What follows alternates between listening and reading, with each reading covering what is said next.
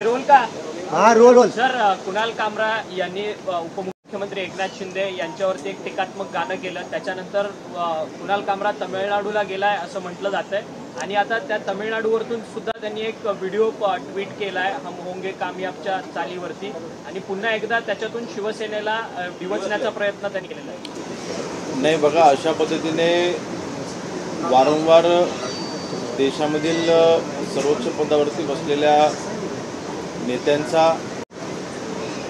अपमान करणं, वारंवार देवदेवतांचा अपमान करणं, अशा अपमानास्पद वक्तव्य त्यांनी वारंवार केलेली आहेत.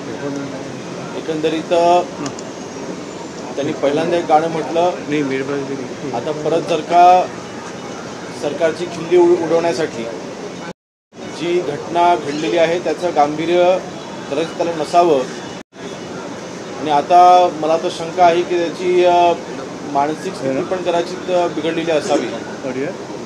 कारण स्वतःला कायद्याच्या वर समजणं, स्वतःला शासनाच्या वर समजणं, माननीय सुप्रीम कोर्टाचा अवमान करून पण मला काहीच होऊ शकत नाही अशा भ्रमात राहणं. मला वाटतं काल माननीय संजय राऊत यांनी जे म्हटलं होतं की दोघांचा DNA सेम आहे, मला वाटतं हा पुन्हा एकदा त्याचाच पुरावा लक्षात येतोय.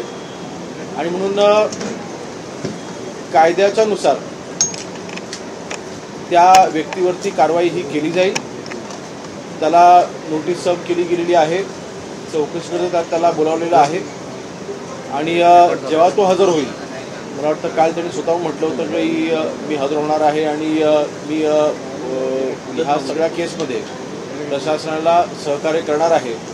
त्यामुळे त्यांनी समोर यावं आणि त्याची जी काही बाजू आहे त्यांनी पोलिसांना सांगावी आणि कायद्यानुसार याच्यावरती कारवाई होईल. परत शिंदेंना डिवचण्याचा प्रकार झालेला आहे.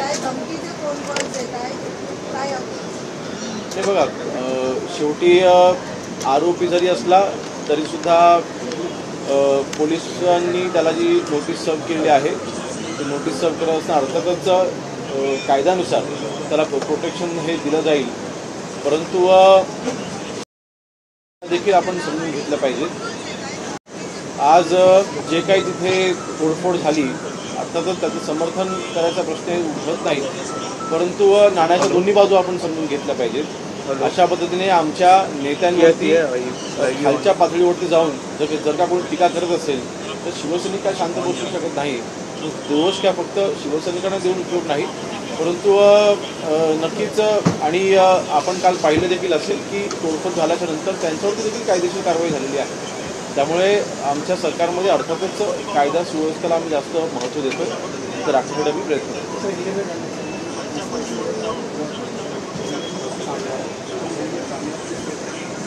बार बार हिंदू देवता का अपमान करना, अपने कॉमेडी शो में ऑनरेबल सुप्रीम कोर्ट का अपमान करना, कॉमेडी शो में जो भी स्टेट के बड़े लीडर्स हैं उनका अपमान करना, इसको अगर वो कॉमेडी बोलते हैं तो ये कॉमेडी महाराष्ट्र में नहीं चलेगी.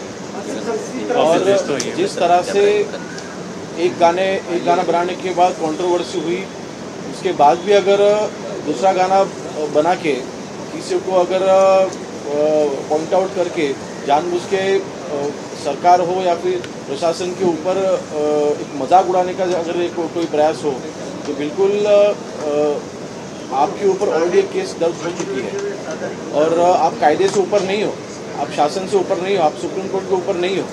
तो इसलिए जो भी कायदे के अनुसार इस व्यक्ति के ऊपर कार्रवाई की जाएगी.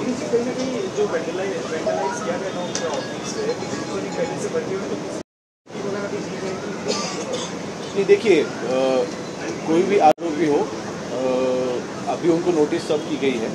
पुलिस स्टेशन में जब भी वो आएंगे तो बिल्कुल आरोपी को उसके ऊपर अटैक ना हो, उसके ऊपर कोई मतलब उसको कोई हार्म ना पहुँचे, की जिम्मेवारी प्रशासन की होती है. तो जरूर वो जो भी जरूरी स्टेप्स वो उठाए जाएंगे.